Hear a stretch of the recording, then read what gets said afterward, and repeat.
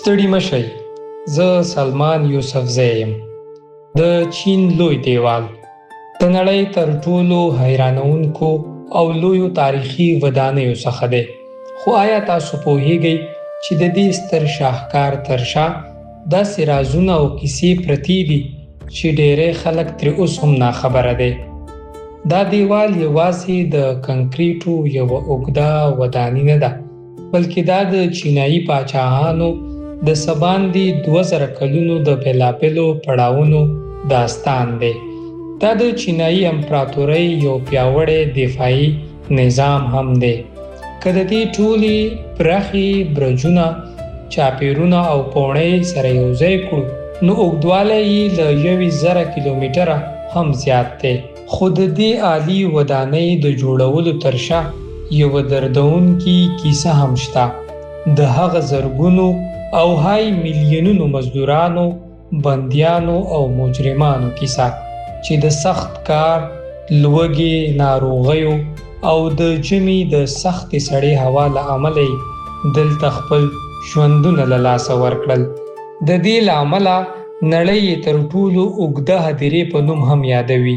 که څه هم په ولسي کیسو کې ویل کیږي چې د مزدورانو مړي د دیوال په منځ کې ښخ شوي، خو تاریخ پوهان وایي د دې دعوې لپاره کوم کره شواهد نشته. مړي به ډیری وخت د دیوال په شاوخوا کې خاورو ته سپارل کېده. د چین د عظمت دا نښه یوازې د دښمن د مخنیوي لپاره نه وه. پر دیوال جوړ شوي لوړ برجونه د خپل وخت یو پرمختللی د سار نظام هم و.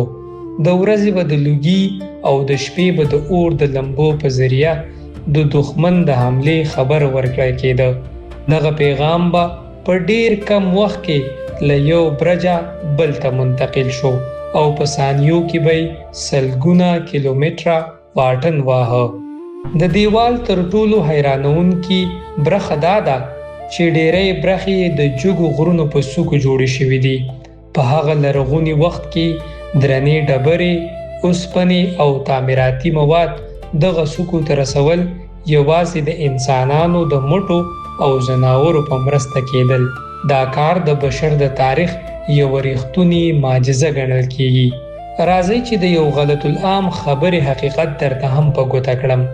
ډیری خلک په دې باور دي چې د چین دا لوی دیوال د سپوږمۍ نه د 4 کیلومتره په فاصله هم لیدل کېږي، خو ساینس پوهان دا خبره په کلکه ردوي او دلیل دا ورکوي چې دا دیوال دومره نری دی او رنګ یې له غرونو سره دومره ورته دی چې له سپوږمۍ څخه یې په سترګو لیدل ناممکن دي.